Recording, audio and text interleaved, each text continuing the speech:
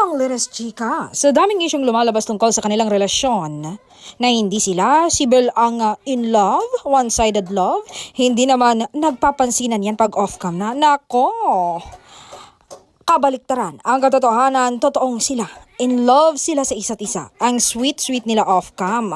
Ngayon nga, ang Don Bell ay magkasama. Ispatad sa isang coffee shop, nagmemeryenda. O diba?